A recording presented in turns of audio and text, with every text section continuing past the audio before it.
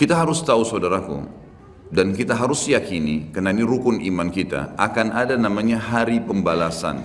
Ada hari di mana kiamat terjadi, artinya habis semuanya. Semua yang kita lihat dan kita tidak lihat di langit, di bumi, di kedalaman lautan, semuanya akan habis. Ada saatnya di mana ajalnya datang, semuanya akan hancur dan terjadilah kiamat. Dan itulah proses pindahnya manusia dan jin kepada alam akhirat, di mana mereka akan hidup abadi di sana dan mereka akan menikmati hasil perbuatannya kalau baik dan mereka akan dihukum kalau hasilnya buruk.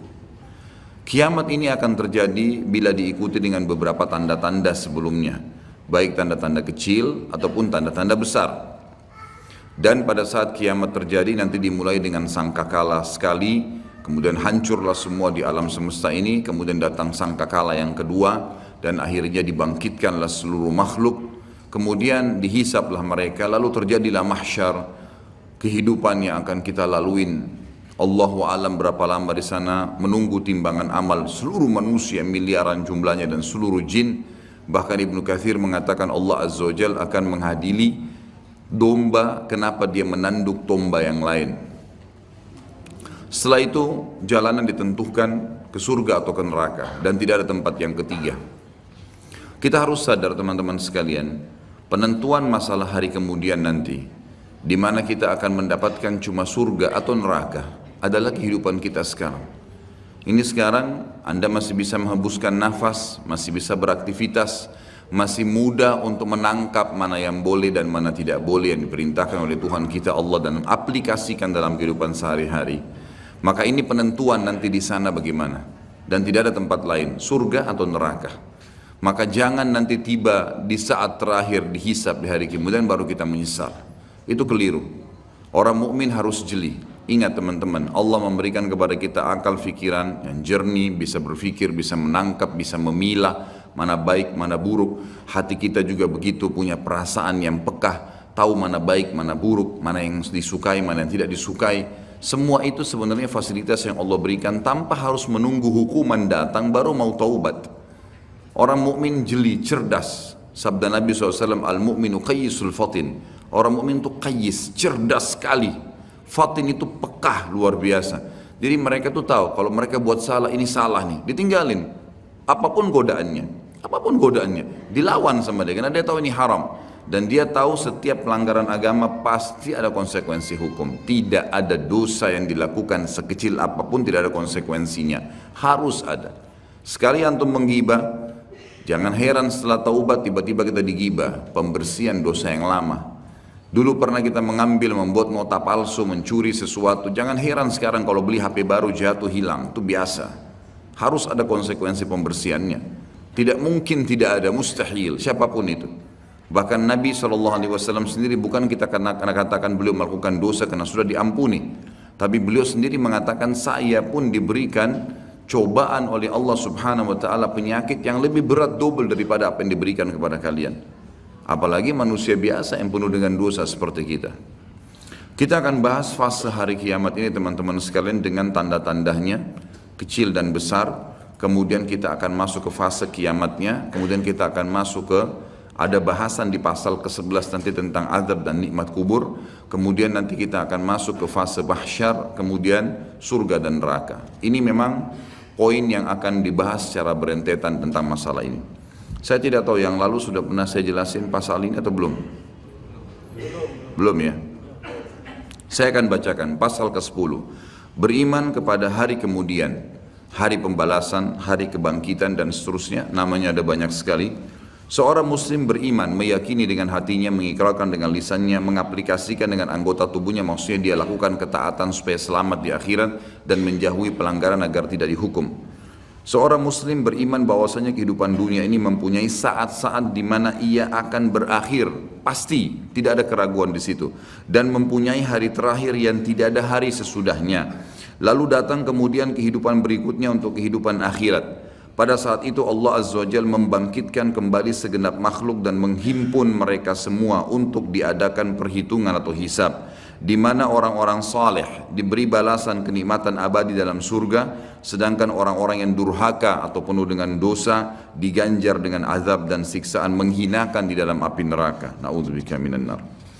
Ia juga beriman bahwasanya hari akhirat ini didahului oleh tanda-tanda kiamat, seperti munculnya Dajjal, Ya'juj Ma'juj, turunnya Nabi Isa alaihissalam dari langit, keluarnya binatang melata yang dapat berbicara, terbitnya matahari dari tempat terbenamnya sebelah barat, dan tanda-tanda lainnya. Kemudian sangkakala atau trompet raksasa ditiup satu kali untuk kematian dan kebinasaan, lalu tiupan berikutnya untuk kebangkitan dan hidup kembali serta menghadap kepada Rabbul Izza, Allahu Azza wa Jal. Kemudian penyerahan kitab-kitab catatan amal masing-masing, maka ada yang menerima kitab catatan amalnya dengan tangan kanannya dan pasti dia selamat, dan ada pula yang mengambilnya dengan tangan kirinya yang pasti dia akan celaka. Setelah itu disediakanlah mizan, timbangan amal, dan perhitungan amal atau hisab pun dilaksanakan, lalu jembatan terbentang di atas neraka menuju surga. Dipancangkan hingga berakhirnya proses agung tersebut dengan menetapnya semua penghuni surga di surga dan penghuni neraka di neraka. Iman yang demikian itu diyakini karena dalil-dalil nakli dan akli berikut ini. Jadi ini bukan, sekali lagi saya sering ucapkan di majelis ini teman-teman dan di majelis ilmu saya yang lainnya, antum hadir di sini, anda hadir di sini, ini saya bukan datang ceramah sejam 2 jam untuk berdongeng, untuk menyampaikan sebuah kisah yang dikarang-karang. Ini ilmu, wahyu, sesuatu yang pasti terjadi, tidak ada keraguan di dalamnya. Jadi apapun yang disampaikan itu bukan hanya sekedar untuk didengar telinga kanan keluar telinga kiri. Ini jadi prinsip hidup, memang harus dipegangi. Karena itu fungsi daripada majelis ilmu, kita mengambil wahyu, mengubah hidup kita menjadi lebih baik dari sebelumnya, lebih mengenal Allah, lebih takut akan azabnya, lebih tamak terhadap rahmatnya, lalu kemudian kita memang meninggal dalam kondisi baik. Itu yang dimaksudkan. Jadi kalau antum hadir di majelis ilmu tidak bisa mengubah orang menjadi lebih baik dari sebelumnya, lebih bertakwa kepada Allah, lebih takut terhadap azab-azab karena berbuat pelanggaran, percuma saja hadir. Harusnya memang bisa mengubah. Makanya fahami setiap ustadz yang datang, antum hadir di majelis ilmu manapun, target dia berbicara itu bukan seremoni, bukan menyampaikan, bukan penyanyi, bukan pelawak yang datang hanya sekedar menyampaikan untuk menghibur orang kemudian terima fulus atau duit untuk itu, sama sekali. Setiap dai kalau dia ikhlas kepada Allah bukan itu targetnya. Tapi bagaimana dia bisa memberikan pemahaman kepada orang-orang yang akhirnya menjadi target amal jariah dia pada hari kiamat nanti, agar mereka faham terhadap hukum Allah dan mereka aplikasikan itu. Dan mereka bangga untuk menjadi pegawai-pegawai tanda kutip Allah pencipta langit dan bumi ini. Saya dan teman-teman dai pasti sangat senang untuk bisa menjadi dai seperti ini karena kita menjadi pegawainya Allah, menyampaikan apa yang Allah inginkan dan Allah akan berikan balasan. Antum pun merasa bangga sebenarnya karena berhasil memahami apa yang Tuhan kita inginkan dan selamat gara-gara itu. Itulah sebabnya kenapa Nabi SAW sholat sampai kakinya pecah-pecah. Dan Aisyah akhirnya hampir meneteskan air mata berkata, ya Rasulullah, bukankah dosa anda sudah diampuni yang lalu dan yang akan datang, belum dikerjakan sudah diampuni? Jawaban Nabi SAW sederhana, afala akunu abdan syakura, tidak layakkah saya menjadi orang yang bersyukur karena saya bisa diberikan petunjuk dan akhirnya saya bisa mengetahui mana boleh dan mana tidak boleh. Itu sebuah karunia yang sangat luar biasa bobotnya. Jadi jangan sampai apa yang kita sampaikan ini hanya sekedar kenangan, hanya sekedar sebuah informasi yang seperti hal yang lewat seperti baca koran, bukan teman-teman. Dalil-dalil yang kita bacakan ini sesuatu yang pasti, wahyu, tidak ada keraguan di dalamnya. Yang pertama, tentang adanya kiamat, pasti berakhir semua kehidupan ini.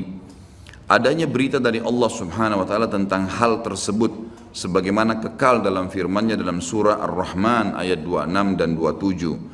A'udzu billahi minasyaitonir rajim. Kullu man 'alaiha fan wa yabqa wajhu rabbika dzul jalali wal ikram. Semua yang ada di bumi ini akan binasa, tidak terkecuali hancur, dan tetap kekal wajah Rabbmu yang mempunyai kebesaran dan kemuliaan. Firman Allah yang lain juga menjelaskan surah Al-Anbiya ayat 34 sampai 35.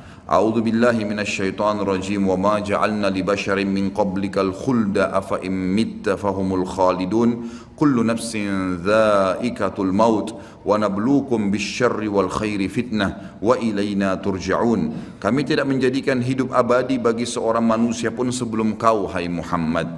Jadi semuanya mati. Dari Adam pun manusia pertama sudah melalui proses kematian menuju ke alam akhirat itu. Maka jikalau kau mati, apakah mereka akan kekal? Ada orang-orang yang menolak ajaranmu itu akan bisa kekal? Maka tanda tanya, tiap-tiap yang berjiwa akan merasakan mati. Kami akan menguji kamu dengan keburukan dan kebaikan sebagai cobaan yang sebenar-benarnya. Artinya mengikuti kebenaran, kebaikan, patuh, dia akan selamat masuk surga. Itu cobaan, gitu kan? Dia berhasil lolos. Ada orang yang tidak berhasil, tetap dirumus dalam hal-hal yang dilanggar. Tapi Allah berusaha menariknya dengan peringatan-peringatan. Rasa takut, rasa penyesalan, rasa khawatir, dipermalukan oleh orang-orang di sekitarnya. Sampai puncaknya kalau tidak mau Allah tutup dengan su'ul khatimah, dengan tabrakan, dengan penyakit parah. Karena memang sudah tidak mau menyadari tentang peringatan Allah. Dan hanya kepada kamilah kalian pasti dikembalikan. Ini jelas firman Allah subhanahu wa ta'ala. Surah Taghabun ayat 7. A'udzu billahi minasyaitonir rajim. Za'ama alladhina kafaru allan yub'atsu. Qul bala wa rabbi latub'atsunna thumma latunabba'unna bima 'amiltum wa dzalika 'ala Allahi yasir. Orang-orang yang kafir mengatakan bahwasanya mereka sekali-kali tidak akan dibangkitkan lagi. Tidak ada hari kiamat, tidak ada hari hisab. Katakanlah hai Muhammad dengan jelas dan tegas, tidak demikian demi Rabbku, demi Allah, demi Tuhanku.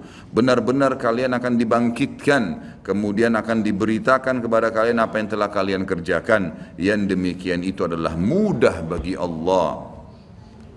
Surah Al-Mutaffifin ayat 4 dan ayat 6, bertubi-tubi ayat Al-Quran menceritakan kepada kita. A'udzu billahi minasyaitonir rajim. Ala yadhunnu ulaika annahum mab'utsun liyaumin 'adzim yauma yaqumun nasu lirabbil alamin.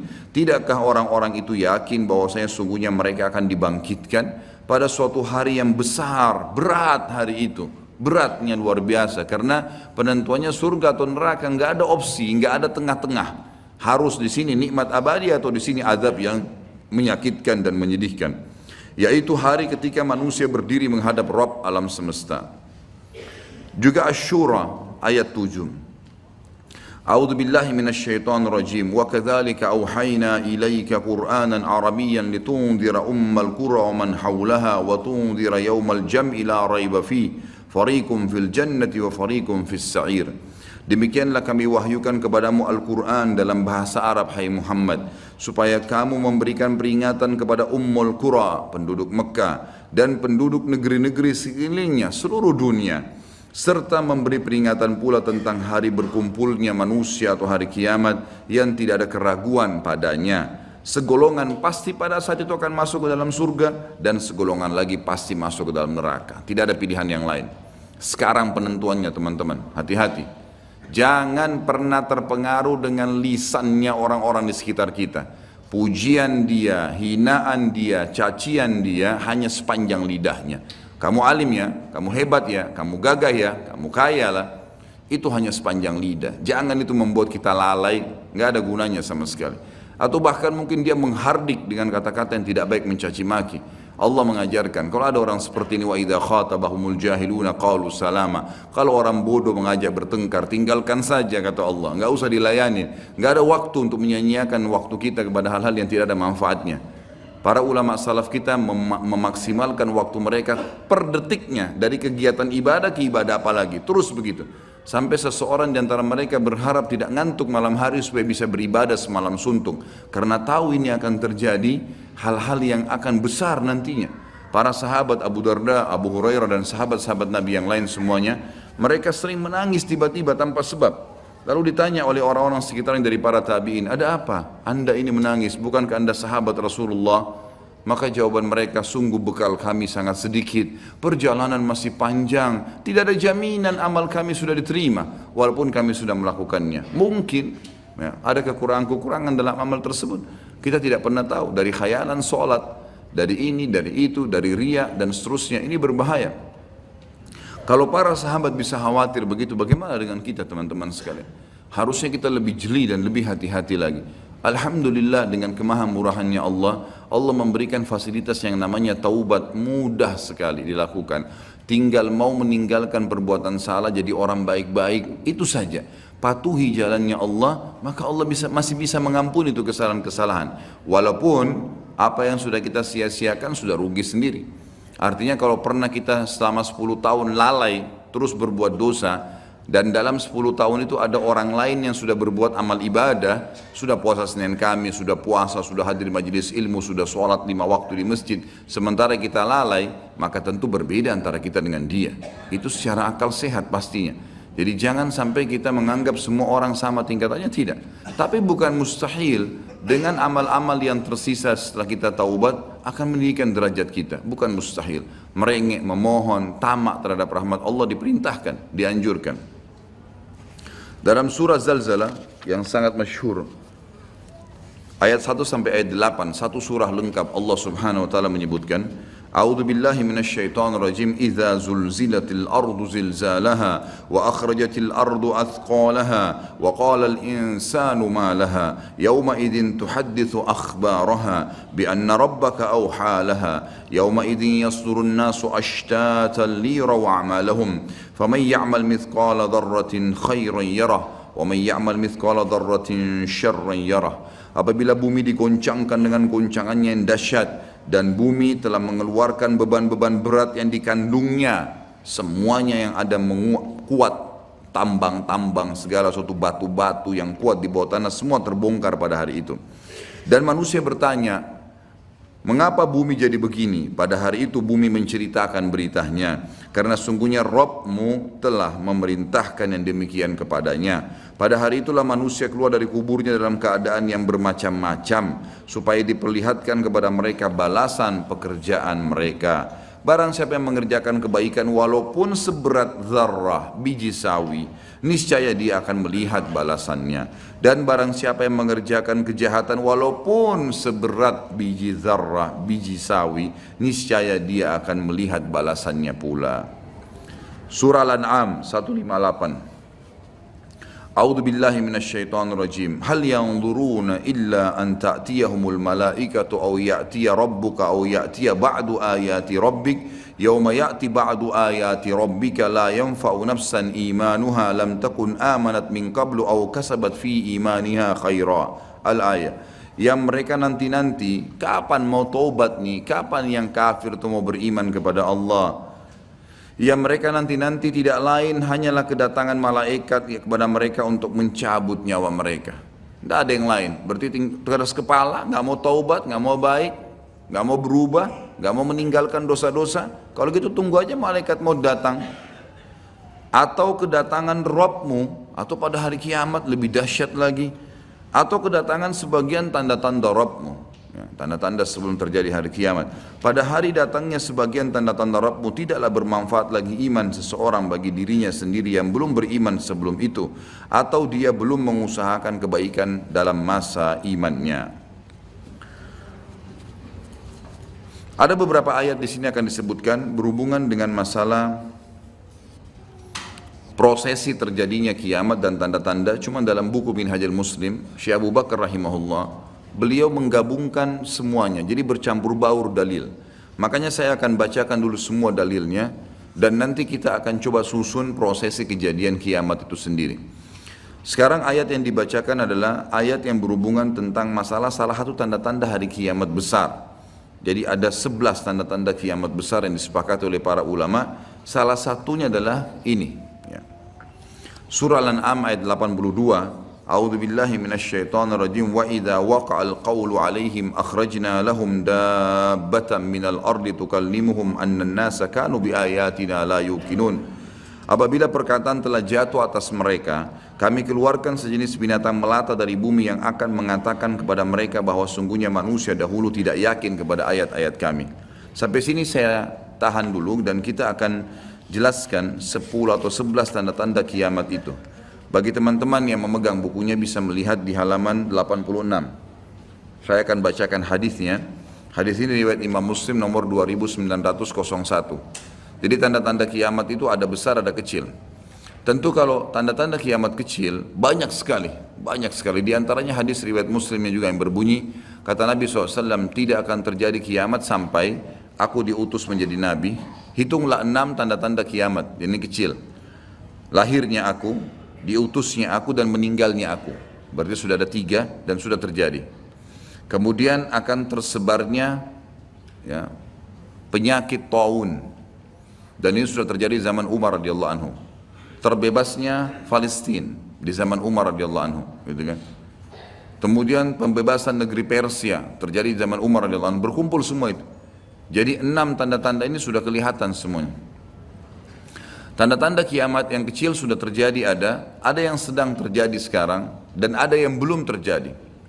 Kalau yang sedang terjadi seperti misalnya hadis Nabi SAW yang berbunyi, tidak akan terjadi kiamat sampai orang-orang mengganti nama-nama minuman keras dengan nama-nama lain. Contoh seperti sekarang misalnya menggantinya dengan istilah-istilah lain.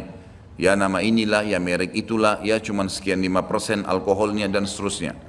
Hadis yang lain, tidak akan terjadi kiamat sampai zina tersebar, dianggap biasa, dan juga banyaknya laki-laki yang menyerupai perempuan, dan juga minuman keras dianggap sebagai minuman yang biasa. Hadis sahih semuanya. Jadi ini semua kita lihat depan mata kita sedang terjadi, ya sedang terjadi. Kemudian yang belum terjadi itu seperti misalnya kalau tanda-tanda kiamat kecil terakhir sekali namanya Malhamah Kubra, peperangan besar antara kaum muslimin dengan orang-orang Nasrani. Yang ini disebutkan panjang lebar dalam hadis Bukhari lebih dari 3 lembar kalau tidak salah. Hadis ini berbunyi, kata Nabi SAW, kalian akan bersatu dengan Bani Asfar. Bani Asfar ini sebenarnya lebih tepatnya orang-orang Rum, ya, orang-orang Nasrani. Mereka akan bersatu, kalian akan bersatu dengan mereka untuk memerangi satu kaum, tapi tidak disebutkan kaum ini siapa. Yang jelas kita akan bersatu satu waktu dengan kelompok-kelompok Nasrani ini, kemudian kita bersatu memerangi satu kaum. Allahu alam siapa mereka. Sebagian ulama berijtihad mengatakan komunis, ada yang mengatakan kapitalis dan segala macam istilah, tapi kita beriman bahwasanya itu akan terjadi. Ringkas cerita, kalian akan memenangkan peperangan, pasukan tahaluf ini, sekutu ini akan menang. Kemudian setelah itu bubarlah semua pasukan dan tersisa pasukan di negeri Syam.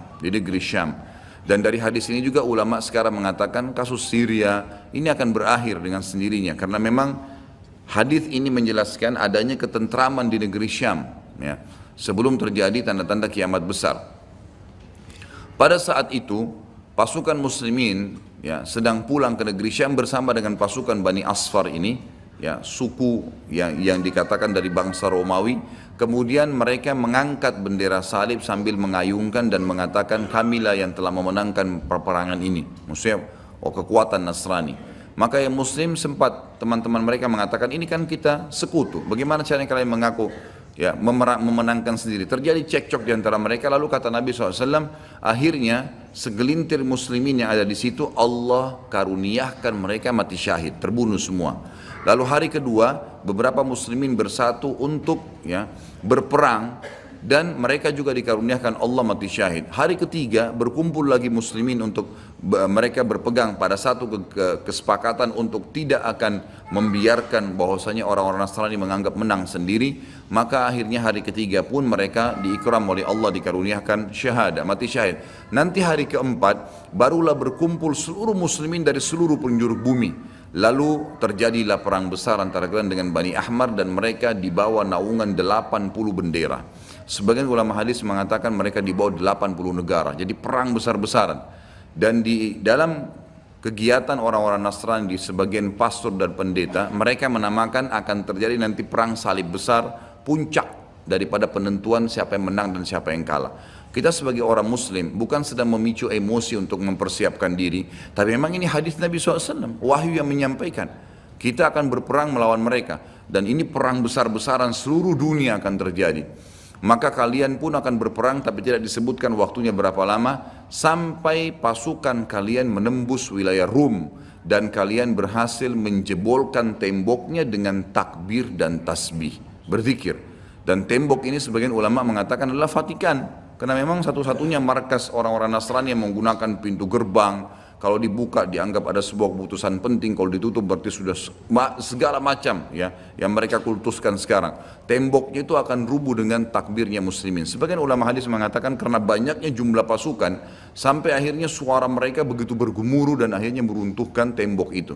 Allahu a'lam, itu makna hadis. Kemudian pada saat itulah syaitan, iblis menjelma jadi manusia lalu teriak di tengah-tengah pasukan muslimin berkata, wahai muslimin, Dajjal sudah keluar di tengah-tengah kalian. Dajjal sudah keluar di tengah-tengah kalian.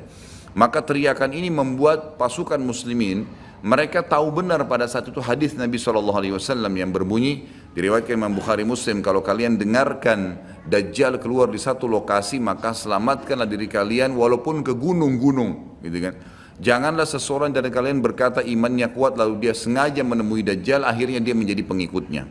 Jadi para mujahidin tahu masalah itu. Mereka bukan tidak berani, tapi mereka mengikuti sabda Nabi SAW.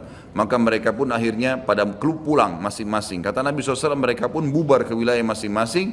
Pada saat mereka tiba di wilayahnya, ternyata Dajjal tidak ada. Itu berita dusta. Dan pada saat itulah Dajjal keluar. Pada saat itulah Dajjal keluar. Dan Dajjal adalah tanda-tanda kiamat besar yang pertama. Tanda-tanda kiamat besar yang pertama. Jadi ini akan terjadi. Ini sekaligus saya menitik beratkan, ya, tidak bolehnya sembarangan orang ngomong. Sekarang soalnya ada beberapa orang, semoga Allah berikan hidayah, menentukan tahun ya akan terjadi kiamat. Bagaimana caranya menentukan tahun nih? Ini tanda-tanda depan mata kita masih ada yang belum terjadi.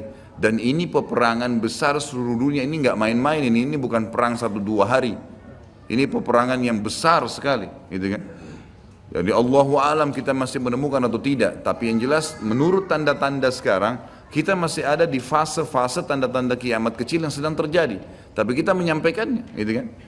Yang jelas ini sesuatu yang masih Allahu alam berapa lama, tapi dari hitungan tahun tidak mungkin 20-30 tahun. Bukankah banyak orang menebak-nebak tahun 2000 sekian akan kiamat, 2000 sekian akan kiamat? Ini semua dari mana? Kita punya kiai dan guru kita Nabi Muhammad SAW menyampaikan kepada kita tanda-tandanya ada sebelum terjadi kiamat. Tanda-tanda itu tidak akan terjadi kiamat. Kemudian kita akan masuk menjelaskan teman-teman sekalian tanda-tanda kiamat besar. Ada 11 yang disepakati tanda-tanda kiamat besar, sebagaimana disebutkan di dalam hadis riwayat Imam Muslim. Yang pertama adalah keluarnya Dajjal. Dan Dajjal ini diambil dari kata-kata Dajjal yang berarti kekacauan.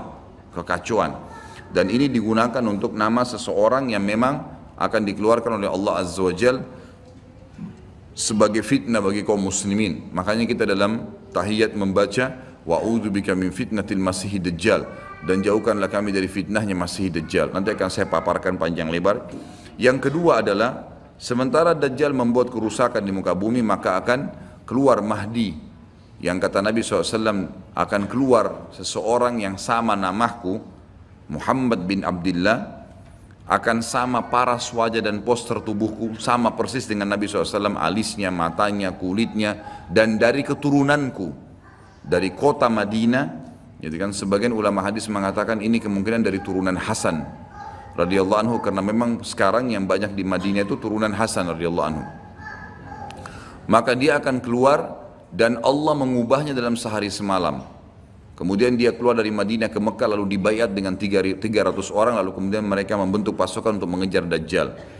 Kemudian yang ketiga, pada saat itu nanti akan saya jelaskan panjang lebar, ini garis umumnya dulu. Yang ketiga akan turun Nabi Isa alaihissalam. Pada saat pasukan Mahdi sudah sampai di masjid ya, Menara Putih, dikatakan, dan subhanallah masjid itu kata ulama hadis ada sekarang di Damaskus, di ibu kota Syria. Ada masjid yang disebutkan Menara Putih, dan Nabi SAW sebutkan dengan nama Menara Putih. Nanti mereka akan singgah sholat asar situ, lalu Isa alaihissalam turun. Kemudian setelah itu, setelah Isa alaihissalam ya, datang turun kemudian memerangi Dajjal, datang tanda-tanda hari kiamat. Yang keempat adalah Ya'juj wa Ma'juj, dua suku yang dari anak Adam diciptakan oleh Allah Subhanahu wa taala, tapi mereka berbeda dengan kita. Mereka sangat beringas, memakan semuanya, kala jengking, ular, hewan-hewan, jumlahnya banyak. Bahkan seseorang di antara mereka tahu kalau akan mati kalau seandainya sudah memiliki 1000 orang anak. Dan mereka akan membuat kerusakan, membunuh semua yang ditemui. Kafir, beriman, tidak ada urusan. Selain mereka akan dibunuh. Ini ada ciri-cirinya. Ya, ada ciri-ciri yang akan saya sebutkan nanti. Ringkas cerita, mereka akan buat kerusakan dan Allahu a'lam berapa lama di situ. Isa alaihissalam dan kaum mukminin akan sembunyi di gunung-gunung dan mereka akan mati bukan dengan peperangan dengan kaum mukminin tapi dengan doa Isa alaihissalam yang berdoa lalu Allah matikan mereka dengan satu kali mati. Maka semua miliaran orang yang Ya'juj ini mati tiba-tiba. Kemudian Isa alaihissalam pun berdoa kepada Allah agar dihilangkan jenazah mereka karena seluruh bumi ini dipenuhi dengan jenazah mereka. Sampai disebutkan dalam hadis mereka akan turun di sebuah sungai Tibriyah di wilayah Syam. Mereka minum sungai tersebut.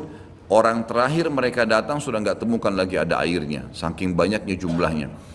Dan saya pernah tanyakan ke dosen saya sendiri waktu tingkat 3 kuliah bicara masalah Ya'juj Ma'juj ini. Saya bilang, Syekh, apakah ada orang dari kita yang ikut dengan pasukan mereka? Maka syekhnya mengatakan sama sekali tidak ada. Karena kita beranjak daripada hadis Nabi SAW, seseorang yang antara mereka tahu dia akan mati kalau sudah punya 1000 orang anak. Dan mereka akan membunuh semua selain mereka. Jadi ada ciri khasnya sendiri. Kemudian setelah mereka mati pun, Isa alaihissalam berdoa, lalu Allah SWT datangkan burung-burung yang besar dari arah barat, yang mencengkram mereka satu-satu, lalu dibuang ke lautan ke arah timur. Kemudian Allah turunkan hujan yang membersihkan kotoran-kotoran mereka. Jadi sudah ada tanda-tanda kiamat pertama Dajjal, nanti akan saya ceritakan ceritanya. Kemudian ada Mahdi keluar dari Madinah, kemudian turunnya Isa alaihissalam, kemudian Ya'juj Ma'juj. Setelah berjalannya waktu maka akan terjadi orang-orang kufur kembali kepada risalah langit. Setelah pada saat itu Isa alaihissalam sudah meninggal dunia, sudah mulai sebenarnya tentram, orang sudah mengenal Allah, tapi dengan berjalannya waktu manusia mulai lalai, mulai lagi kembali menyembah berhala, mereka lagi berbuat zina, mereka melakukan kekacauan.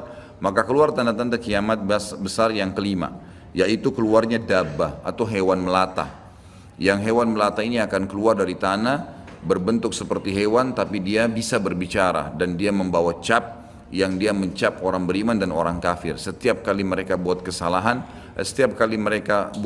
ya diingatkan oleh dabbah ini, kalau kamu sedang lalai dari jalan Allah, kembalilah. Dan itu tadi yang ayat yang kita bacakan surah An-Naml ayat 82. Kemudian setelah itu datang tanda-tanda kiamat yang keenam. Setelah keluarnya dabbah, maka akan terjadi 6, 7, 8 sekaligus tanda-tanda kiamat ini. Yaitu terjadinya longsor besar di wilayah timur Jazirah Arab. Tepatnya wilayah timur itu Irak, Iran, Afghanistan, Rusia, itu wilayah timur Jazirah Arab. Akan terjadi longsor besar yang tidak bisa lagi ditutup. Dan terjadi juga longsor besar, tanda-tanda kiamat yang ketujuh, itu adalah di Jazirah Arab dan juga terjadi di wilayah baratnya Jazirah Arab, yaitu wilayah Afrika. Dan ini juga akan longsor besar, gitu kan. Kemudian terjadilah tanda-tanda kiamat yang selanjutnya, yang ke berapa?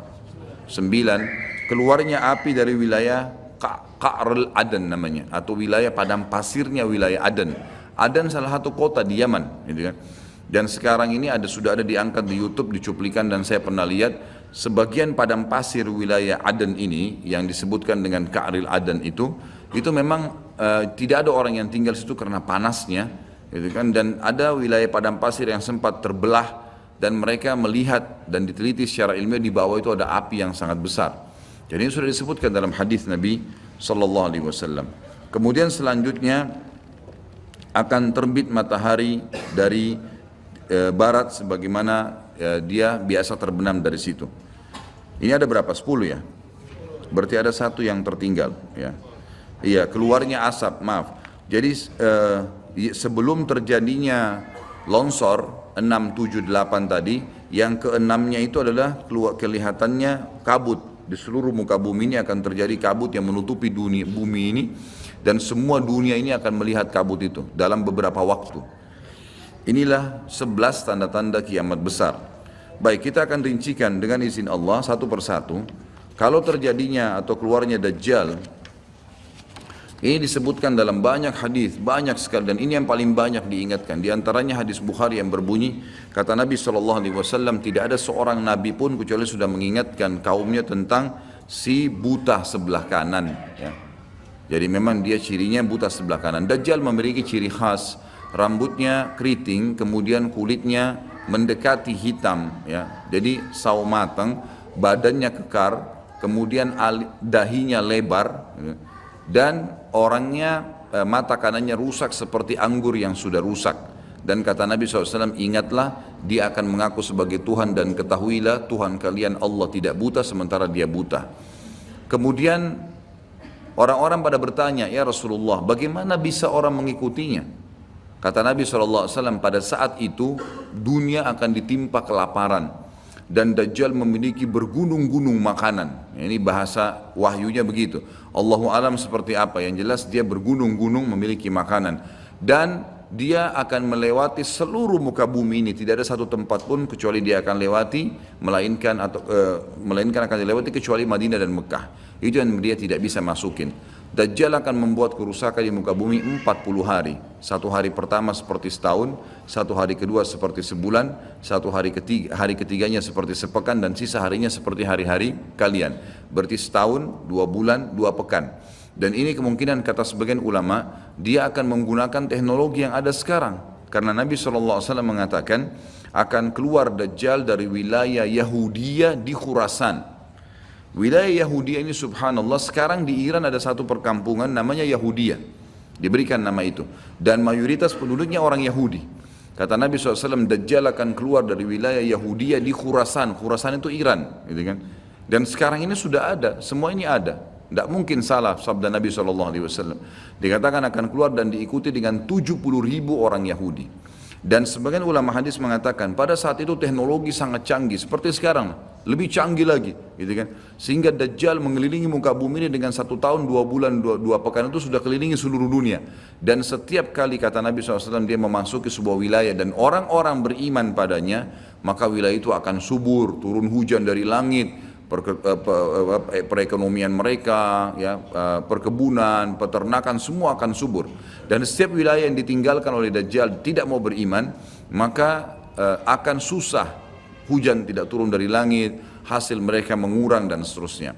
Jadi memang ini sabda Nabi SAW disuruh kita menghindar, bukan melawannya. Dajjal akan terus membuat kerusakan di muka bumi dan banyak sekali pengikut-pengikutnya. Kata sebagian ulama hadis, beritanya akan merambak sangat cepat dan banyak pengikutnya karena menggunakan media. Kemungkinan menggunakan media kayak kita sekarang merambat luar biasa, mudah ditangkap informasinya. Dajjal akan dikenal oleh orang-orang, Jadi orang-orang akan banyak yang tidak beriman sama Allah, yang munafik, semuanya ikut. Termasuk ada yang mengaku Islam tapi munafikin menjadi pengikutnya Dajjal. Ya. Kemudian Dajjal akan keliling terus di muka bumi sampai dia tiba di Madinah, yang diceritakan kota Madinah. Dan dia tidak bisa memasuki kota Madinah karena di setiap pintu gerbangnya ada malaikat yang menghenduskan pedang. Ada 2 malaikat yang menghenduskan pedang dan menghadangnya. Maka Dajjal pun tidak bisa masuk. Allahu alam bagaimana ini terjadi, tapi ini sabda Nabi SAW. Lalu Dajjal pun mencari gunung tertinggi yang ada di sekitar perbatasan Madinah. Sebagian ulama yang pernah saya tangkap bahasa mereka mengatakan batas Madinah yang paling mudah dijangkau dan masuk adalah Wadi Aqiq. Wadi Aqiq sebuah lembah yang kebetulan dulu berada di depan kampus kami. Gitu kan. Jadi di situ dianggap kalau sudah keluar dari situ berarti sudah keluar dari wilayah haram itu sendiri. Allahu alam, ini ijtihad tentunya. Tapi yang jelas Dajjal akan naik ke atas sebuah gunung, kemudian dia berkata kepada para pengikutnya, apakah kalian melihat istana putih itu? Maka mereka semua melihat ke arah Masjid Nabawi.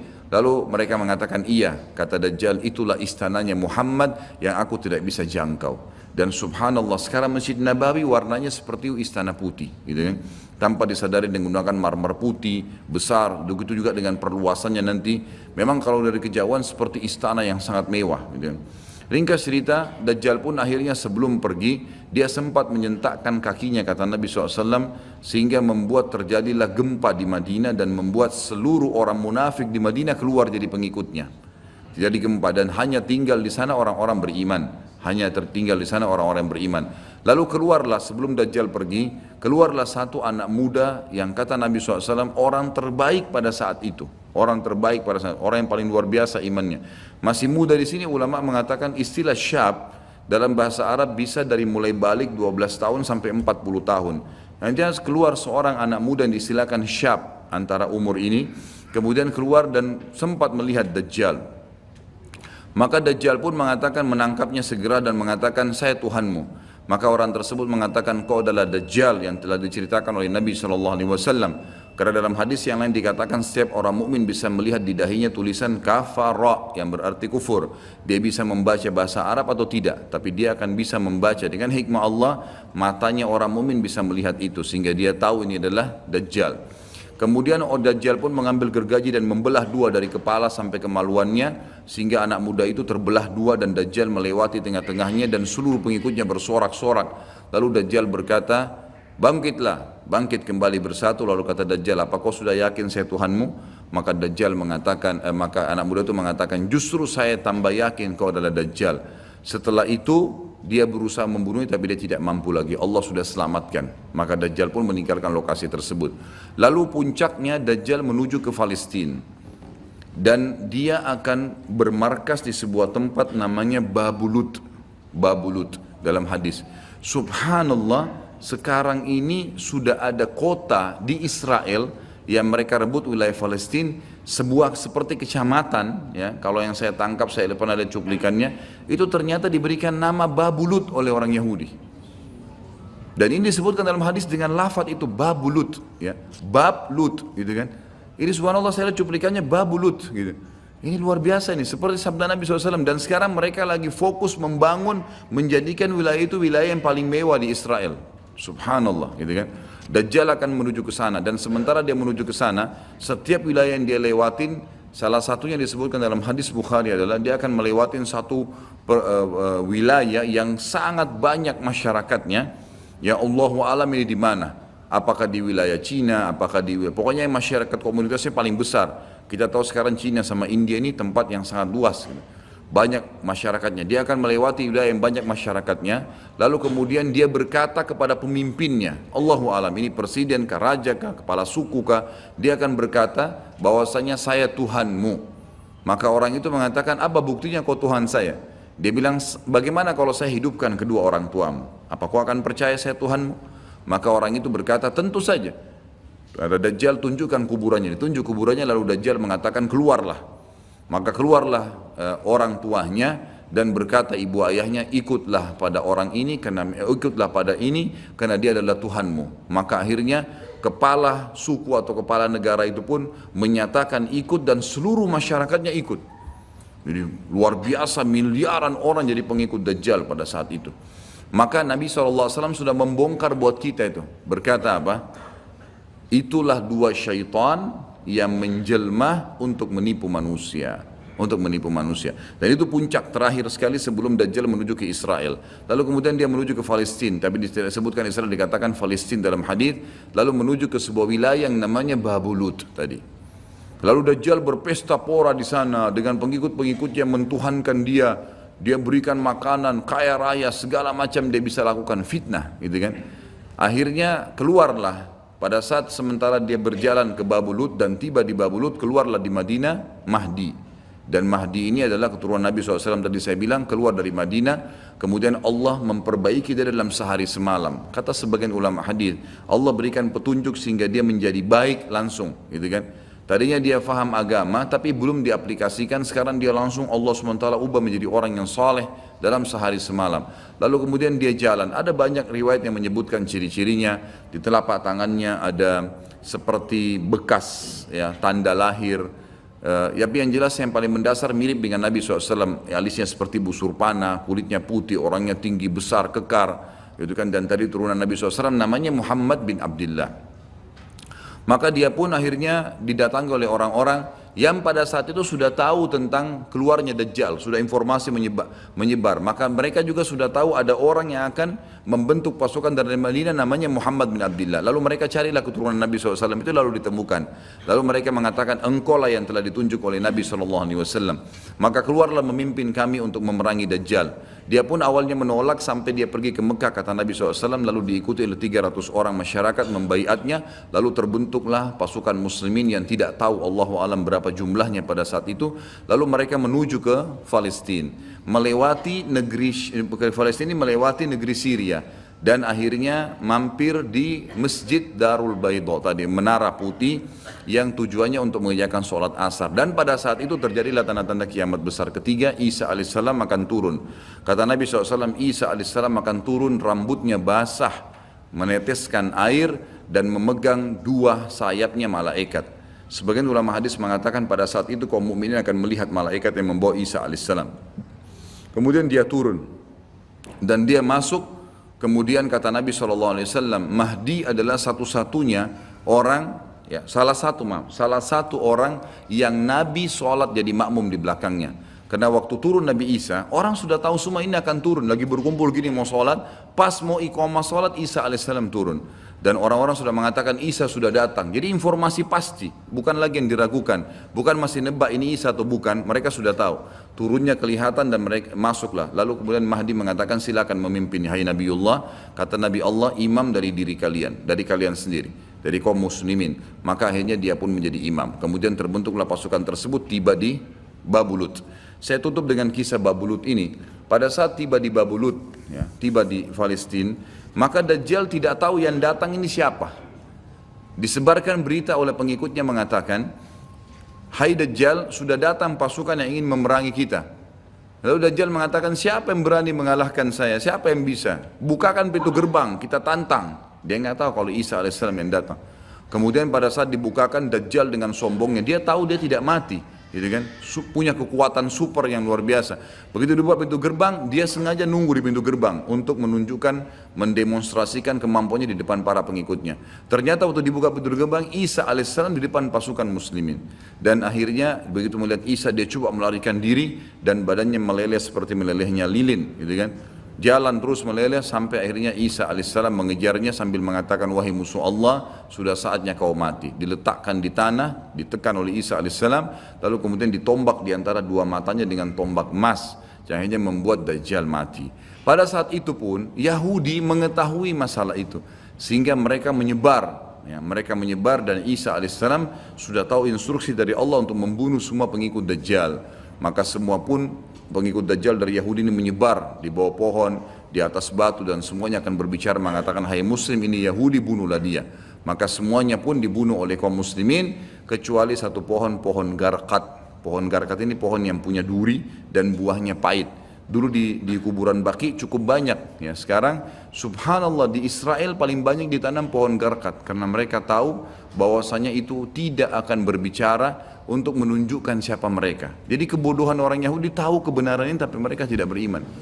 Makanya wajar Ibnu Abbas berkata dalam nama ghairil maghdubi alaihim, bukan orang yang bermuka adalah orang-orang Yahudi karena kebodohannya. Maka pada saat itu pun dibunuhlah semuanya. Dan termasuk kata ulama hadis sebenarnya yang sembunyi di sekitar pohon garkat. Garkat ini tidak bicara, hai muslim ini Yahudi. Tapi orang Islam pada saat itu kata ulama hadis mengetahui kalau ini pohon garkat.